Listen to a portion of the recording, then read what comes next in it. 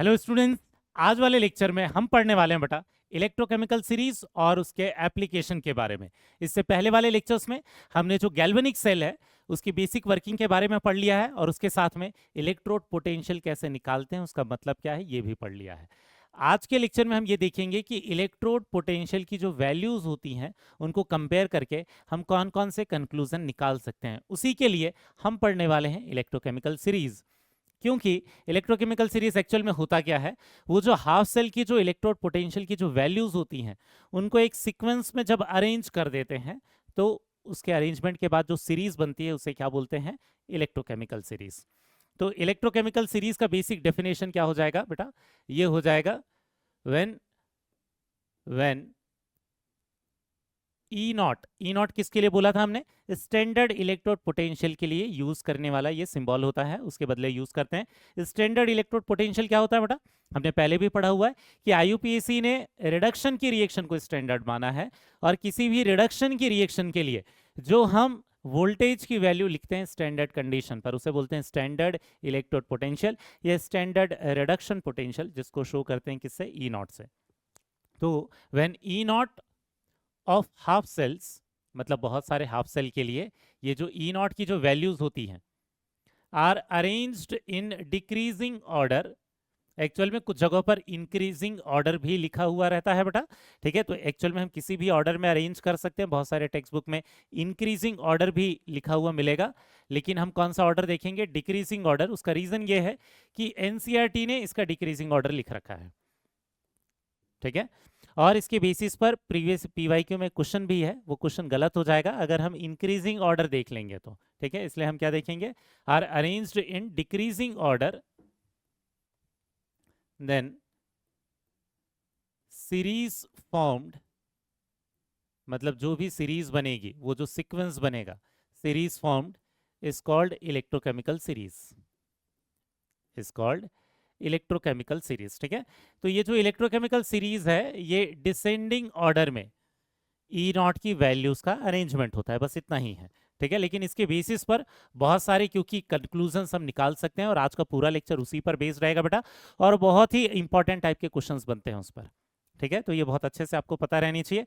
तो यहाँ पर उसको इलेक्ट्रोकेमिकल सीरीज बोलेंगे या कुछ जगहों पर उसे ईएमएफ सीरीज भी लिखा हुआ आपको मिलेगा। तो ईएमएफ का मतलब क्या है, वैसे तो उसका फुल फॉर्म होता है इलेक्ट्रोमोटिव फोर्स। इलेक्ट्रोड पोटेंशियल की वैल्यू को कुछ जगहों पर इलेक्ट्रोमोटिव फोर्स भी लिखा हुआ रहता है, उसका रीजन क्या है ये गैल्वेनिक सेल के पोर्शन में सबसे लास्ट में समझेंगे, ठीक है। बट फिलहाल के लिए बस आपको याद रखना है कि इलेक्ट्रोकेमिकल सीरीज को ईएमएफ सीरीज भी बोल सकते हैं, ठीक है बेटा। तो ये जो इलेक्ट्रोकेमिकल सीरीज है ये डिसेंडिंग ऑर्डर में अरेंजमेंट होता है। ये दिखता कैसे है ये ध्यान से देखना। अगर आप एनसीईआरटी के टेक्स्ट बुक में अपने इलेक्ट्रोकेमिकल सीरीज को देखोगे तो ये कुछ इस तरीके से दिखाई देगा, जिसमें जो फ्लोरीन है इसकी पोजीशन सबसे ऊपर होगी और जो लिथियम है इसकी पोजीशन सबसे नीचे होगी। तो बहुत सारी जगहों पर ये इंक्रीजिंग ऑर्डर में भी लिखा हुआ रहता है, जिसमें लिथियम सबसे ऊपर होता है और फ्लोरीन सबसे नीचे होता है, लेकिन उसमें पूरा का पूरा सीक्वेंस उल्टा हो जाएगा फिर ये, ठीक है। लेकिन एनसीईआरटी ने जैसा सीक्वेंस दे रखा है हम वैसा ही देखेंगे। मतलब आपको ये ध्यान में रखना है कि फ्लोरीन की पोजीशन सबसे ऊपर है और लिथियम की पोजीशन सबसे नीचे है, ठीक है। क्योंकि पीवाईक्यू का वो जो क्वेश्चन है ऐसे क्वेश्चन गलत हो जाएंगे तो हम प्रायोरिटी उसको देंगे जो एनसीईआरटी ने जिस सीक्वेंस में दे रखा है। अदरवाइज कंसेप्ट में कोई मिस्टेक नहीं होती, चाहे हम इंक्रीजिंग ऑर्डर में सीरीज को पढ़े या फिर डिक्रीजिंग ऑर्डर में पढ़े। क्लियर हो गया बेटा। आपको क्या दिखेगा, आपको पहली चीज यहाँ पर ई नॉट की वैल्यूज दिखेंगी रिडक्शन की रिएक्शन के लिए। अगर आप एनसीईआरटी टेक्स्ट बुक खोलकर इस इलेक्ट्रोकेमिकल सीरीज को देखोगे तो ऐसा नहीं है कि इलेक्ट्रोकेमिकल सीरीज में इतने ही केमिकल्स होते हैं, एक्चुअल में और भी ज्यादा केमिकल्स होते हैं। एनसीईआरटी ने उसको कॉम्पैक्ट करके दिया है, केवल कुछ केमिकल्स को एज अ एग्जाम्पल दिया है। तो हम क्या करेंगे इस लेक्चर में, पहले इस सीरीज को याद करना सीखेंगे। एक्चुअल में इसमें जो इंपॉर्टेंट केमिकल्स हैं जिन पर क्वेश्चंस बनते हैं पहले उनको याद करने की ट्रिक सीखेंगे और उसके बाद याद करने के बाद उस पर किस तरीके से क्वेश्चंस बनते हैं, उनके कौन कौन से एप्लीकेशंस हैं, कौन कौन से कंक्लूजन्स निकाल सकते हैं, इसके बारे में जानेंगे, ठीक है। तो आपको क्या दिखेगा जब आप एनसीईआरटी ओपन करके देखोगे तो यहाँ हर जगह रिडक्शन की रिएक्शन लिखी हुई है। ऐसा क्यों है बेटा, क्योंकि आईयूपीएसी ने रिडक्शन की रिएक्शन को क्या माना है, स्टैंडर्ड माना है। उस रिडक्शन की रिएक्शन के होने के बाद सामने ई नॉट की वैल्यूज लिखी हुई है वोल्टेज की यूनिट में, ठीक है। जैसे फ्लोरीन के लिए आपको वैल्यू क्या देखने को मिलेगा, +2.87। फ्लोरीन की रिडक्शन की रिएक्शन के लिए इतने वोल्टेज की वैल्यू मिलेगी। हाइड्रोजन के लिए जो वैल्यू मिलेगी वो कौन सी हो जाएगी, 0। हमने लास्ट लेक्चर में भी पढ़ा था कि हाइड्रोजन हमारा रेफरेंस इलेक्ट्रोड होता है, उसकी वैल्यू हम 0 अज्यूम करते हैं। और लिथियम के लिए जो वैल्यू है वो सबसे कम देखने को मिलेगी, मतलब कितना हो जाएगा ये, -3.05 वोल्ट। ये तीन वैल्यू को छोड़कर कोई और वैल्यू आपको याद नहीं रखनी है। अगर आपको कहीं पर भी वैल्यूज की जरूरत पड़ेगी, ठीक है, तो आपको क्या करना है, वो क्वेश्चन में दे रखेगा, केवल उन्हीं वैल्यूज को यूज करना है जो क्वेश्चन में वो आपको देकर रखेगा। ठीक है, जब हम इसके एप्लीकेशंस पढ़ेंगे तो हम इसमें केवल सीक्वेंस के बेसिस पर पढ़ेंगे कि कौन सा जो केमिकल है वो इस सीरीज में ऊपर प्रेजेंट है और कौन सा केमिकल नीचे प्रेजेंट है, उसके बेसिस पर। आपको इन वैल्यूज को याद करने के पीछे टाइम वेस्ट नहीं करना है बेटा। ठीक है, एनसीईआरटी ने कुछ क्वेश्चंस दे रखे हैं, लेकिन वो ये एक्सपेक्ट करता है कि उसकी जो वैल्यूज है वो एनसीईआरटी ने जो ये टेबल दे रखी है वहां से आप वैल्यूज निकालकर उन क्वेश्चंस को सॉल्व कर लोगे। लेकिन पीवाईक्यू में जहां पर भी वैल्यूज की जरूरत पड़ी है हमेशा वो वैल्यूज देता है, आपको याद करने के पीछे मेहनत नहीं करना है वैल्यूज को। ठीक है, इनके जो सीक्वेंस है उसको याद रखने का हम ट्रिक देखेंगे। क्लियर है बेटा? अब ध्यान क्या रखना है, ये जो सीरीज है इसको डिसेंडिंग ऑर्डर में पढ़ते हैं। कहने का मतलब हाइड्रोजन के ऊपर वाले जितने भी केमिकल्स होंगे इसमें फ्लोरीन सबसे ऊपर होगा, सबसे हाईएस्ट वैल्यू होगी। जैसे जैसे हम नीचे जाते जाएंगे वैसे वैसे वैल्यूज कम होते जाएगी, लेकिन ये हाइड्रोजन के ऊपर वाली सारी वैल्यूज कौन सी होंगी, पॉजिटिव वैल्यूज होंगी। फिर जब हाइड्रोजन के नीचे जाएंगे तो वैल्यूज माइनस में चले जाएगी और वैल्यूज कम होते जाएगी, लेकिन हाइड्रोजन के नीचे वाले जितने भी केमिकल्स हैं उन सब के लिए जो वैल्यूज होगी वो कौन सी होगी, निगेटिव। लेकिन ध्यान में रखना बेटा, ये ई नॉट की वैल्यूज है, ई की वैल्यूज नहीं है। समझ में आया? ये ई की वैल्यूज नहीं है। ई अलग होता है, इलेक्ट्रोड पोटेंशियल अलग होता है, स्टैंडर्ड इलेक्ट्रोड पोटेंशियल अलग होता है।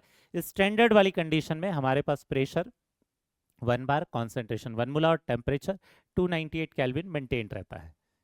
ठीक है, तो उस कंडीशन पर इन वैल्यूज को हम कंपेयर कर रहे हैं। क्लियर हो गया बेटा? अब इसकी याद रखने की ट्रिक सीखेंगे, लेकिन हम जो ट्रिक सीखेंगे वो ये नीचे से ऊपर सीखेंगे, और इसलिए कुछ जगहों पर आपको इंक्रीजिंग ऑर्डर देखने को मिलता है। हम नीचे से ऊपर क्यों याद करेंगे, क्योंकि एक्चुअल में नीचे वाले जो केमिकल्स हैं उन पर ज्यादा क्वेश्चंस बनते हैं। आपको क्या दिखाई देगा कि हाइड्रोजन से लेकर ये जो लिथियम तक के जो केमिकल्स हैं इन पर ज्यादा क्वेश्चंस बनते हैं एज कंपेयर टू ये ऊपर वाले केमिकल। ऊपर वाले केमिकल में तो कुछ पर कभी आपको क्वेश्चन दिखाई ही नहीं देंगे।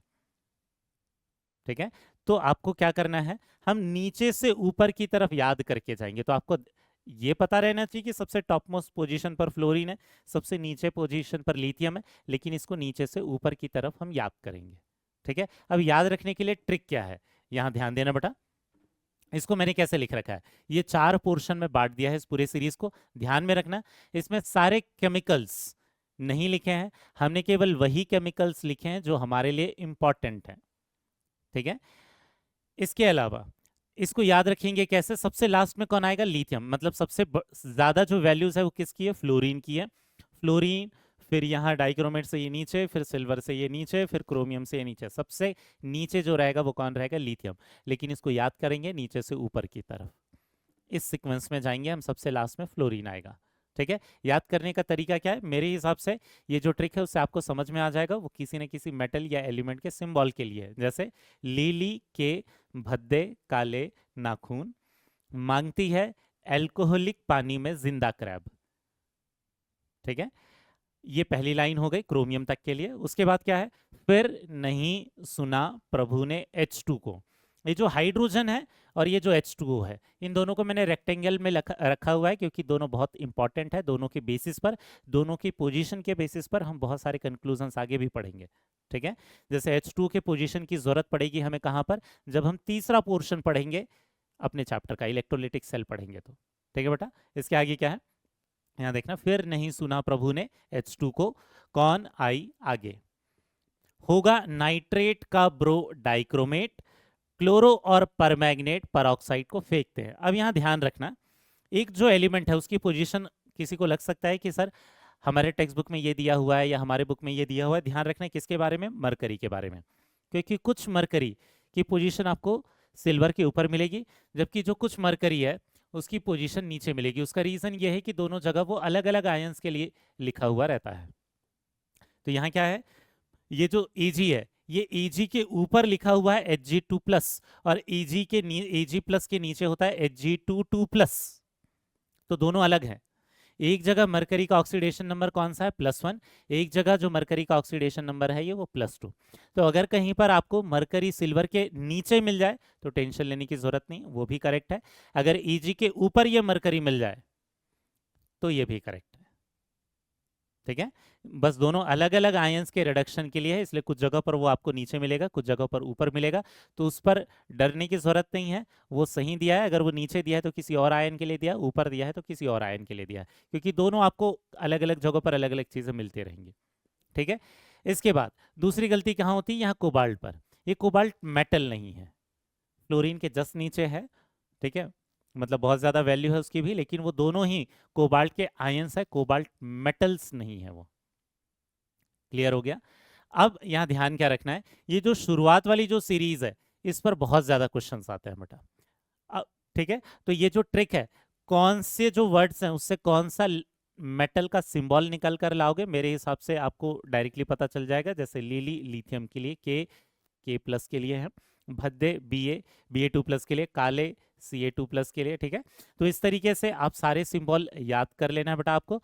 तो पहली चीज करनी क्या है, आज के लेक्चर के बाद ये जो भी इलेक्ट्रोकेमिकल सीरीज है इसकी ट्रिक को 2-3 बार रफ पेज में बार बार लिखकर प्रैक्टिस करनी है बेटा, क्योंकि एक बार आपको ये सीरीज याद हो जाएगी तो बहुत सारे क्वेश्चंस आप ऐसे भी कर सकते हो जिसमें कैलकुलेशंस की जरूरत पड़ती है, बट बिना कैलकुलेशन किए हुए भी हम इस सीरीज से बहुत ईजिली आंसर निकाल कर ला सकते हैं। हर क्वेश्चन तो नहीं कर पाओगे, लेकिन बहुत सारे क्वेश्चंस को आप बिना वैल्यूज को देखे हुए, बिना कैलकुलेशन किए हुए भी सॉल्व कर पाओगे, अगर ये आपको सीरीज याद हो जाएगी तो। ठीक है, तो इसको याद करने पर ध्यान देना है, लेकिन ये नीचे से ऊपर की तरफ जाना है।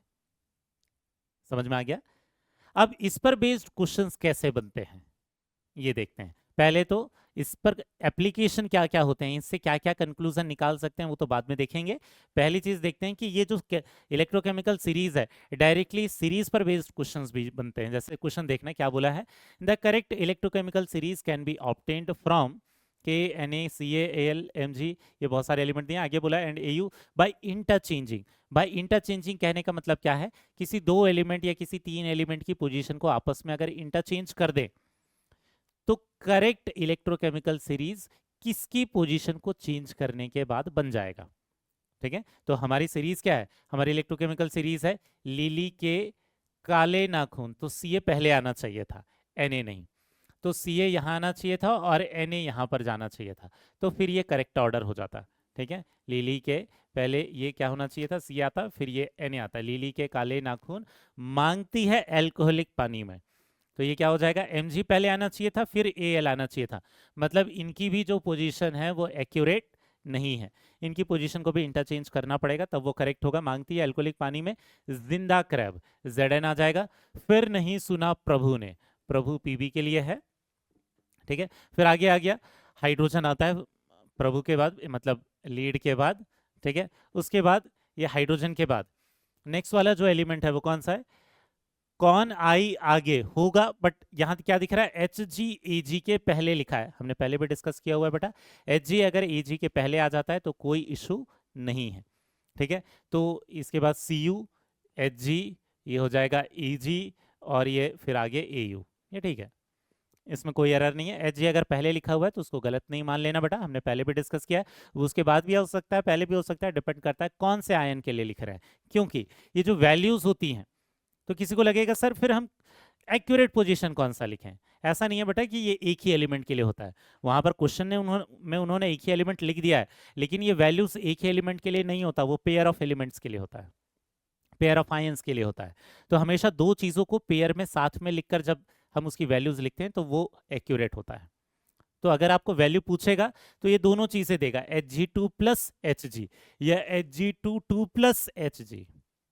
समझ में आया, ये दोनों चीजें वो पेयर में देना जरूरी है, क्योंकि वो जो वैल्यूज होती है वो सिर्फ लिथियम की नहीं है, वो लिथियम और लिथियम प्लस दोनों को मिलाने के बाद, दोनों को लेकर वो है, क्योंकि वो एक रिएक्शन के लिए है जिसमें एक रिएक्टेंट है और एक प्रोडक्ट है, उसके लिए वो वैल्यूज हैं। तो वो वैल्यूज ना तो सिर्फ रिएक्टेंट के लिए ना तो सिर्फ प्रोडक्ट के लिए, हाँ क्वेश्चन में देते समय कई बार वो ऐसे लिख देते हैं, कुछ जगहों पर भी ऐसा लिखा हुआ मिल जाएगा, लेकिन एक्यूरेट जो होगा वो पेयर शो करना जरूरी है। समझ में आ गया? ठीक है, कहने का मतलब यहां पर इस क्वेश्चन में किन की पोजीशन को इंटरचेंज करना पड़ा हमें, कैल्शियम और सोडियम को, और मैग्नीशियम और एल्यूमिनियम को। तो ऑप्शन में देखते हैं किस किस की पोजीशन को चेंज करना था, एल्यूमिनियम और मैग्नीशियम को, सोडियम और कैल्शियम को, मतलब बोथ 1 और 2।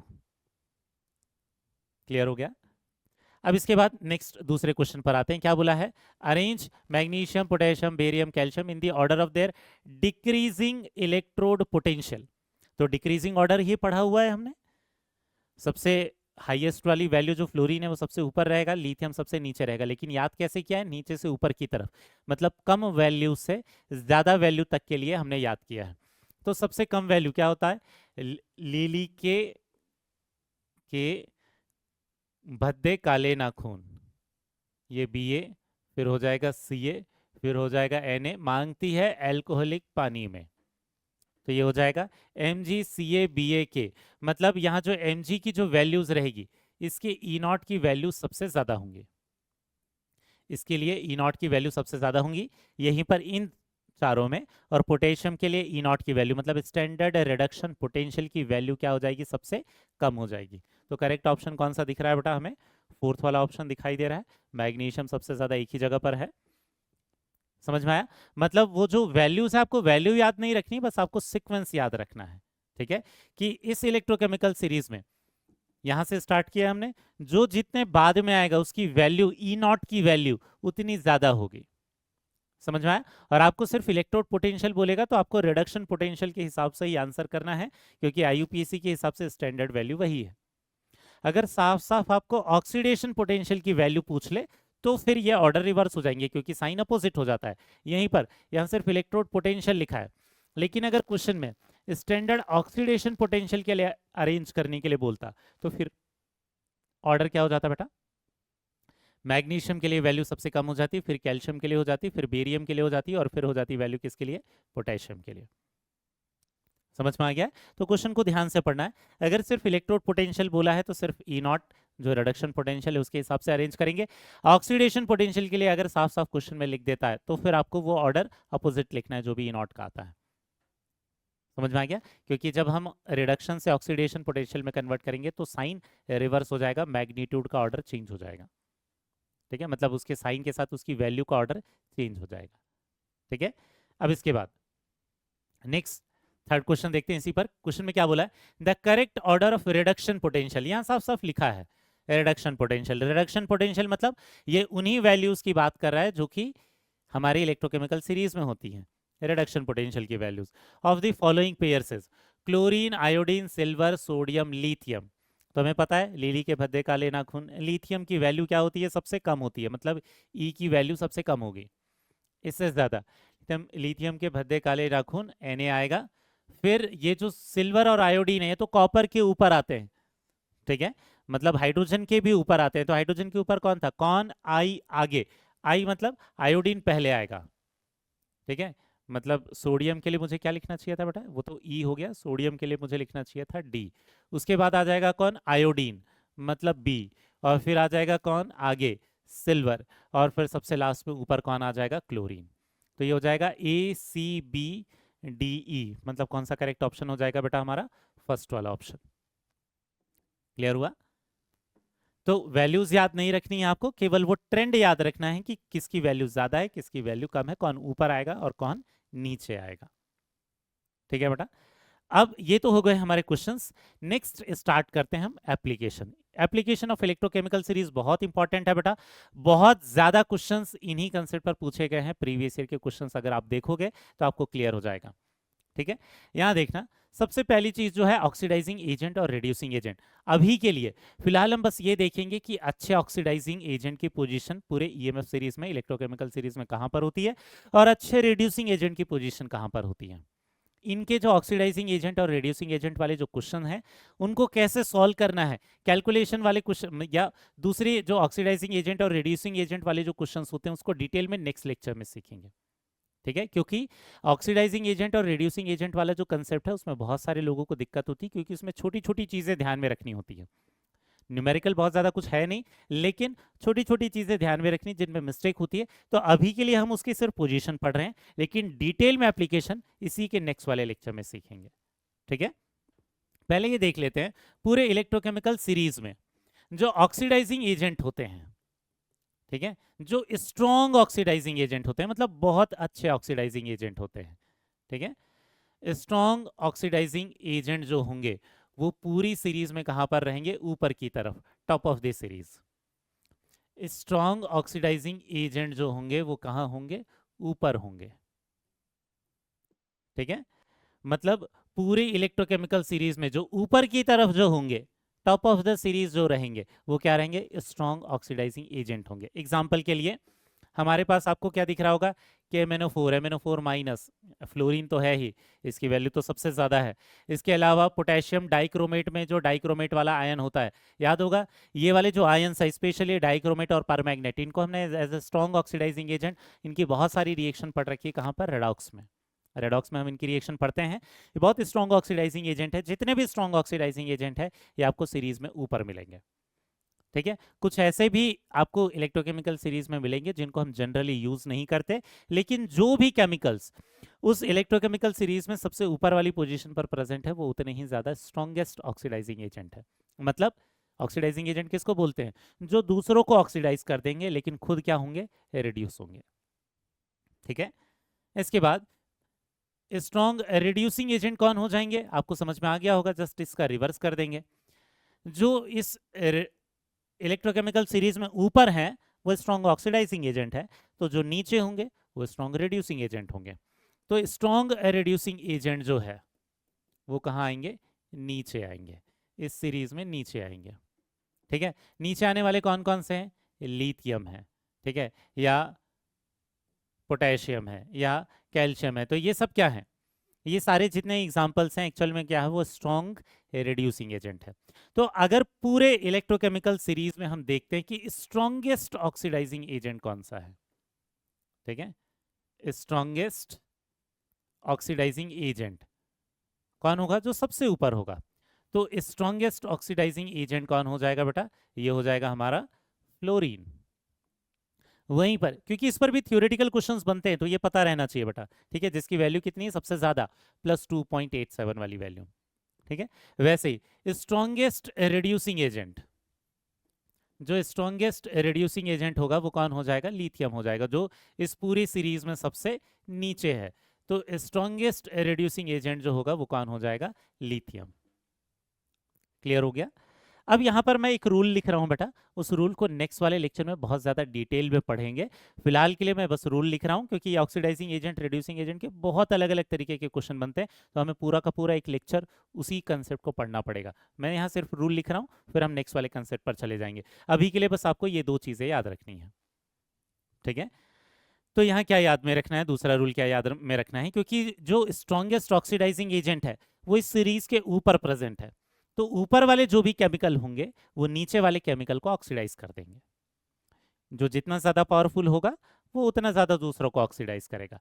तो ऊपर वाले जो केमिकल होंगे, क्योंकि उनके ऑक्सीडाइजिंग एजेंट ज्यादा हैं, वो नीचे वाले सारे केमिकल को क्या कर सकते हैं, ऑक्सीडाइज कर सकते हैं। मतलब हम एक सिंपल से रूल लिख लेंगे बेटा। मैं इसको ऐसे इसलिए लिख रहा हूं ताकि आपको याद रहे ये। ठीक है, ऊपर वाले केमिकल्स, ठीक है, क्या, ऊपर वाले केमिकल्स, ऊपर वाले केमिकल नीचे वालों को ऑक्सीडाइज करेंगे। मतलब फ्लोरीन जैसे जो ऊपर हैं वो नीचे वाले सबको क्या करेंगे, ऑक्सीडाइज कर देंगे, नीचे वालों को ऑक्सीडाइज करेंगे। ऊपर वाले केमिकल्स नीचे वालों को ऑक्सीडाइज करेंगे। तो इस रूल को बस ध्यान में रखना बेटा, इसको यूज करेंगे, बहुत सारे क्वेश्चन सॉल्व करेंगे इसके बेसिस पर नेक्स्ट वाले लेक्चर में। ऑक्सीडाइज करेंगे, ऊपर वाले केमिकल नीचे वाले केमिकल्स को क्या करेंगे, ऑक्सीडाइज करेंगे। वैसे इसका जस्ट अपोजिट रूल लिख सकते हैं नीचे वालों के लिए, नीचे वाले केमिकल क्या लिखेंगे हम, नीचे वाले केमिकल ऊपर वालों को रिड्यूस करेंगे, ऊपर वालों को रिड्यूस करेंगे। समझ में आया। तो दोनों जस्ट एक ही चीज है, लेकिन अलग अलग केमिकल्स के लिए अलग अलग प्रॉपर्टी देख रहे हैं। जो ऊपर वाले जो केमिकल होते हैं, क्योंकि उनकी ऑक्सीडाइजिंग प्रॉपर्टी ज़्यादा है, वो नीचे वाले सारे केमिकल को क्या कर सकते हैं, ऑक्सीडाइज कर सकते हैं। वैसे जो नीचे वाले जो केमिकल्स हैं उनकी रिड्यूसिंग प्रॉपर्टी ज़्यादा है, तो ऊपर वालों को क्या कर सकते हैं, रिड्यूस कर सकते हैं। ठीक है, एग्जाम्पल के लिए यहाँ पर हम इलेक्ट्रोकेमिकल सीरीज पर आ जाते हैं बेटा। जैसे एग्जाम्पल के लिए देखना, यहाँ लिथियम, लिथियम अपने ऊपर वाले सारे केमिकल को क्या कर सकता है, रिड्यूस कर सकता है। ठीक है, वैसे ही ये जो मैग्नीशियम है, अगर मैग्नीशियम के एग्जाम्पल को हम देखें तो ये मैग्नीशियम अपने ऊपर वाले सारे केमिकल को क्या कर सकता है, रिड्यूस कर सकता है, अपने से नीचे वाले केमिकल को रिड्यूस नहीं करेगा। मतलब मैग्नीशियम जो है ये लिथियम प्लस को रिड्यूस नहीं कर सकता, अपने नीचे वाले केमिकल को रिड्यूस नहीं कर पाएंगे, अपने ऊपर वालों को करेंगे। वैसे ही ये जो ऊपर वाले जो केमिकल्स हैं, जो इस सीरीज में सबसे ऊपर होते हैं, वो अपने से नीचे वाले केमिकल्स को क्या करेंगे, ऑक्सीडाइज कर देंगे। मतलब फ्लोरीन यहाँ सबको ऑक्सीडाइज कर देगा। और ये चीज हमने नॉन मेटल डिस्प्लेसमेंट पढ़ते समय भी पढ़ा था, जब हम क्या पढ़ रहे थे बेटा, रेडॉक्स रिएक्शन पढ़ रहे थे चैप्टर, कि फ्लोरीन जो है वो क्या करता है, क्लोरीन को भी ऑक्सीडाइज करता है, ब्रोमीन को भी ऑक्सीडाइज करता है, आयोडीन को भी ऑक्सीडाइज कर सकता है, या Cl माइनस को भी, Br माइनस को भी, I माइनस को भी ऑक्सीडाइज कर सकता है। क्यों? क्योंकि उसकी ऑक्सीडाइजिंग पावर सबसे ज्यादा है। तो ऊपर वाला जो केमिकल होगा अपने नीचे वाले सारे केमिकल को क्या कर सकता है, ऑक्सीडाइज कर सकता है। अगर हम क्लोरीन को देखें तो क्लोरीन अपने नीचे वाले सारे केमिकल को क्या कर सकते हैं, ऑक्सीडाइज कर सकते हैं। मतलब ब्रोमीन वालों को, आयोडीन वालों को, इन सबको, लेकिन अपने ऊपर वाले को ऑक्सीडाइज नहीं कर पाएगा। मतलब क्लोरीन जो है वो फ्लोरीन को ऑक्सीडाइज नहीं कर सकता। रूल समझ में आ गया? ठीक है, तो फिलहाल के लिए बस आपको इतना ही रूल समझ लेना है बेटा, बाकी चीजें फिर हम नेक्स्ट वाले लेक्चर में ऑक्सीडाइजिंग एजेंट, रिड्यूसिंग एजेंट को डिटेल में पढ़ेंगे। अब इसके बाद नेक्स्ट चीज जो पढ़ने वाले हैं, ये हमने पहले भी रेडॉक्स रिएक्शन वाले चैप्टर में पढ़ा है, कौन सा, नॉन मेटल डिस्प्लेसमेंट रिएक्शन। हमने दो डिस्प्लेसमेंट रिएक्शन पहले पढ़ा हुआ था बेटा रेडॉक्स में, एक पढ़ा था मेटल डिस्प्लेसमेंट और एक पढ़ा था नॉन मेटल डिस्प्लेसमेंट। उसी को दोबारा देखने वाले हैं, दोबारा इस इलेक्ट्रोकेमिकल सीरीज के हिसाब से पढ़ने वाले हैं। ठीक है, तो नॉन मेटल डिस्प्लेसमेंट रिएक्शन हम कैसे पता कर सकते हैं? तो एक्चुअल में reactivity of non metal, reactivity of non metal जो है वो हम कैसे डिसाइड करते हैं, ऑक्सीडाइजिंग पावर से। Reactivity of non metal is decided by oxidising power. ठीक है, is decided by oxidising power. तो नॉन मेटल डिस्प्लेसमेंट रिएक्शन में क्या होता है कि एक नॉन मेटल जो दूसरा नॉन मेटल होता है उसको उसके कंपाउंड से निकालकर बाहर फेंक देता है, डिस्प्लेस कर देता है। लेकिन जो ज्यादा रिएक्टिव नॉन मेटल होगा वो कम रिएक्टिव नॉन मेटल को डिस्प्लेस करेगा। लेकिन रिएक्टिविटी कैसे देखेंगे, ऑक्सीडाइजिंग पावर से देखेंगे नॉन मेटल के लिए। तो is decided by oxidising power of non metal, oxidising power of non metal. तो इस इलेक्ट्रोकेमिकल सीरीज से हम क्या बोल सकते हैं कि किसकी रिएक्टिविटी ज्यादा है, जिसकी ऑक्सीडाइजिंग पावर है, किसकी ऑक्सीडाइजिंग पावर ज्यादा है, जो इलेक्ट्रोकेमिकल सीरीज में ऊपर की तरफ आते हैं। तो जो भी नॉन मेटल इस इलेक्ट्रोकेमिकल सीरीज में जितने ऊपर होंगे, जैसे फ्लोरीन सबसे ऊपर है तो उसकी रिएक्टिविटी सबसे ज्यादा रहेगी, वो सबसे ज्यादा दूसरे जो एलिमेंट्स हैं उनको क्या करेगा, उनके कंपाउंड से डिस्प्लेस कर देगा। तो यहां एक रूल लिख सकते हैं कि ऊपर वाले नॉन मेटल, क्योंकि उनकी ऑक्सीडाइजिंग पावर ज्यादा है, उनकी रिएक्टिविटी ज्यादा है। ऊपर वाले नॉन मेटल, ऊपर वाले नॉन मेटल नीचे वाले नॉन मेटल्स को डिस्प्लेस करते हैं, नीचे वाले नॉन मेटल्स को डिस्प्लेस करते हैं। डिस्प्लेस करते हैं कहने का मतलब उनके कंपाउंड से उनको बाहर निकाल देते हैं, को डिस्प्लेस करते हैं। एकदम सिंपल रूल है बेटा। ठीक है, तो हम इस सीरीज से भी ये बहुत सारे नॉन मेटल की रिएक्शन को प्रेडिक्ट कर सकते हैं कि कहां पर वो रिएक्शन होगी और कहां पर वो रिएक्शन नहीं होगी। जैसे एग्जांपल के लिए देखना, ये हमें 3 रिएक्शन दे रखी है, हमें ये पता करना है कि इन तीनों में से कौन सी नॉन मेटल डिस्प्लेसमेंट हो सकती है और कौन सी नॉन मेटल डिस्प्लेसमेंट नहीं होगी। नॉन मेटल डिस्प्लेसमेंट किसको बोलेंगे, जिसमें नॉन मेटल अपने कंपाउंड को छोड़कर बाहर निकल आएगा, मतलब उसको कोई दूसरा एलिमेंट डिस्प्लेस कर देगा। ठीक है ना, तो यहां देखना, तो ये जो नॉन मेटल डिस्प्लेसमेंट है, यहां ध्यान रखना, एक नॉन मेटल जो दूसरे नॉन मेटल को डिस्प्लेस करेगा तब के लिए देखना है।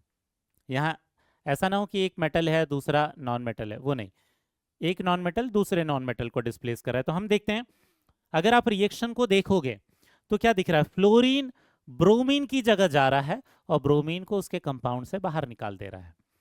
उसकी जगह, ब्रोमीन की जगह कौन आ गया उस कंपाउंड के अंदर? फ्लोरीन आ गया और ब्रोमीन बाहर चला गया। तो हमें ये चेक करना है कि फ्लोरीन ब्रोमीन को डिस्प्लेस कर सकता है क्या? बिल्कुल, क्योंकि फ्लोरीन इस सीरीज में ऊपर है और ये ब्रोमीन जो है उस फ्लोरीन से नीचे आता है। तो हमने क्या बोला है? ऊपर वाले नॉन मेटल ज्यादा रिएक्टिव होंगे क्योंकि उनकी ऑक्सीडाइजिंग पावर ज्यादा है, तो वो नीचे वालों को उनके कंपाउंड से बाहर फेंक देंगे। तो यहां जो फ्लोरीन है इस ब्रोमीन को बाहर निकालकर डिस्प्लेस कर देगा, खुद उसकी जगह ले लेगा। मतलब ये ऊपर वाली जो रिएक्शन है ये क्या है बेटा? पॉसिबल है।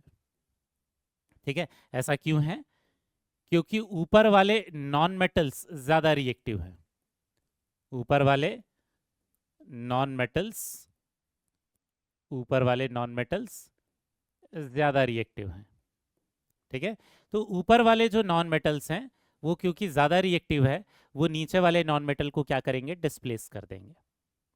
समझ में आया? ऊपर वाले नॉन मेटल क्यों ज्यादा रिएक्टिव है? क्योंकि ऊपर वालों की ऑक्सीडाइजिंग पावर ज्यादा है और ऑक्सीडाइजिंग पावर ही नॉन मेटल की रिएक्टिविटी डिसाइड करता है। क्लियर हो गया? दूसरा एग्जांपल बता पाओगे क्या रिएक्शन पॉसिबल है या नहीं? खुद से बता पाओगे क्या बेटा? अगर आप देखोगे तो क्लोरीन जो है इस इलेक्ट्रोकेमिकल सीरीज में क्या होता है? आयोडीन के ऊपर आता है। ठीक है, आप चाहो तो ये जो इलेक्ट्रोकेमिकल सीरीज है इसको रेफर भी कर सकते हो बेटा। यहां पर देखना, ये जो क्लोरीन है ये आयोडीन के काफी ऊपर आ रहा है। ठीक है, ये पहले आयोडीन आया था, फिर ये पूरी सीरीज आई थी, फिर वो क्लोरीन आया। तो क्लोरीन की पोजीशन काफी ऊपर है एज कंपेयर टू आयोडीन। तो क्लोरीन की रिएक्टिविटी ज्यादा है, वो आयोडीन को उसके कंपाउंड से क्या करेगा? बाहर निकाल कर फेंक देगा, खुद उसकी जगह ले लेगा। ठीक है, तो अगर हम इस एग्जाम्पल को देखते हैं तो यहाँ क्या दिख रहा है? क्लोरीन इसकी जगह ले रहा है आयोडीन की और आयोडीन को उसके कंपाउंड से बाहर निकाल दे रहा है। इसका मतलब ये जो सेकेंड वाली जो रिएक्शन है ये वाली रिएक्शन भी पॉसिबल है। तीसरी रिएक्शन बता पाओगे क्या बेटा कि पॉसिबल है या नहीं? यहाँ ब्रोमीन किसकी जगह ले रहा है? क्लोरीन की। क्लोरीन और ब्रोमीन में इलेक्ट्रोकेमिकल सीरीज में ऊपर कौन आएगा? दोनों में क्लोरीन ऊपर आता है। ठीक है, ये जो रिएक्टिविटी है ये इसका ऑर्डर क्या हो जाएगा? F2 Cl2 Br2 और ये I2, ये है रिएक्टिविटी का ऑर्डर। अगर हम इलेक्ट्रोकेमिकल सीरीज को देखते हैं तो उसके हिसाब से ये हैलोजेंस की पोजीशन है। तो हमें क्या दिख रहा है? ब्रोमीन क्या क्लोरीन से ज्यादा रिएक्टिव है क्या? नहीं, ब्रोमीन की रिएक्टिविटी क्लोरीन से कम है, वो क्लोरीन की जगह नहीं ले सकता, वो क्लोरीन को उसके कंपाउंड से बाहर नहीं फेंक सकता। मतलब ये जो तीसरी वाली जो रिएक्शन है ये पॉसिबल नहीं है। तो इस तरीके के जो क्वेश्चंस है ये प्रीवियस ईयर में भी आए हुए हैं कि which of the following reactions are possible या which of the following reactions are not possible. तो आपको ये कंसेप्ट बहुत अच्छे से आना चाहिए बेटा, क्योंकि दो अलग अलग चैप्टर में अलग अलग तरीके से एक्सप्लेन किया हुआ है। ये रेडॉक्स में भी एक्सप्लेन किया हुआ है और ये यहाँ पर भी एक्सप्लेन किया हुआ है इलेक्ट्रोकेमिस्ट्री में। ठीक है, समझ में आ गया ये? तो ये है नॉन मेटल डिस्प्लेसमेंट हमें कैसे पता करेंगे? जो ज्यादा रिएक्टिव नॉन मेटल है या ऊपर वाला जो नॉन मेटल है वो नीचे वाले नॉन मेटल को उसके कंपाउंड से बाहर निकालेगा। क्लियर हो गया? ये तो हो गया नॉन मेटल डिस्प्लेसमेंट। नेक्स्ट दूसरा देख लेते हैं क्या है? Metal displacement reaction. बहुत ही ज्यादा इंपॉर्टेंट एप्लीकेशन है बेटा, और प्रीवियस ईयर में भी इस पर बहुत बार क्वेश्चंस पूछे गए हैं। ठीक है, और इसलिए इसी मेटल डिस्प्लेसमेंट रिएक्शन का कंसेप्ट पढ़ने के बाद इसके ढेर सारे क्वेश्चंस पहले सॉल्व कर लेंगे, फिर नेक्स्ट वाले एप्लीकेशन पर जाएंगे। ठीक है, मेटल डिस्प्लेसमेंट रिएक्शन तो अभी हमने जैसा बोला था ये उसके जस्ट अपोजिट होगा नॉन मेटल डिस्प्लेसमेंट से। इसमें कोई मेटल एक दूसरे मेटल को उसके कंपाउंड से बाहर निकालेगा। लेकिन हमने ये बोला था नॉन मेटल की जो रिएक्टिविटी है वो कौन डिसाइड करता है? Oxidising power. तो मेटल की जो रिएक्टिविटी हो जाएगी, ठीक है ना, मेटल की जो रिएक्टिविटी होगी वो कौन डिसाइड करेगा? Reducing power. ठीक है, मेटल की रिएक्टिविटी जो है it is decided by reducing power. ठीक है, it is decided by reducing power. तो ये जो रिड्यूसिंग पावर है ये इन मेटल्स की रिएक्टिविटी डिसाइड करता है। तो हमने इसी तरीके से कुछ मेटल्स के लिए अभी इलेक्ट्रोकेमिकल सीरीज पढ़ा है।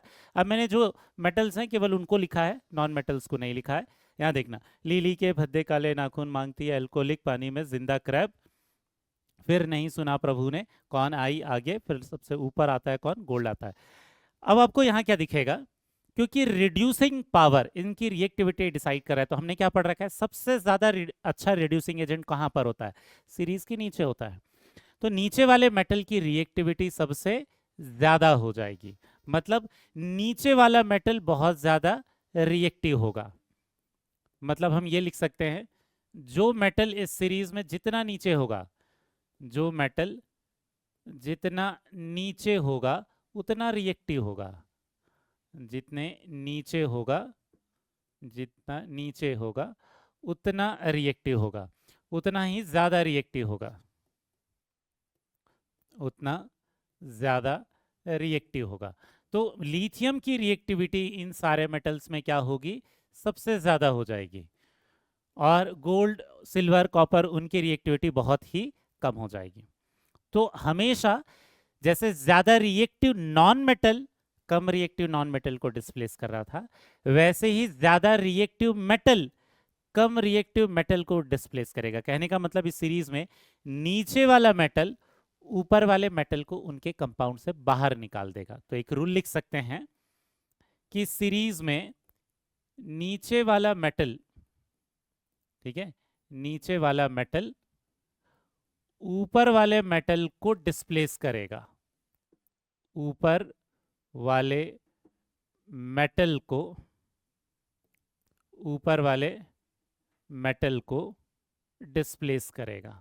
ठीक है, तो मतलब नीचे वाले मेटल की रिएक्टिविटी ज्यादा होगी, तो ये ऊपर वाले मेटल को क्या करेगा, डिस्प्लेस कर देगा। कहने का मतलब लिथियम जो है इनमें से हर एक मेटल को उसके कंपाउंड से बाहर निकाल कर फेंक सकता है और खुद उसकी जगह ले लेगा।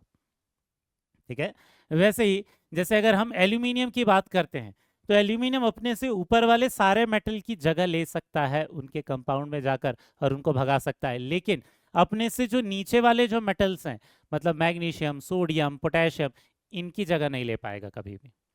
ठीक है, तो अभी कुछ एग्जांपल्स देखते हैं कि कैसे हम बता पाएंगे कि कौन सी मेटल डिस्प्लेसमेंट रिएक्शन पॉसिबल है और कौन सी पॉसिबल नहीं है।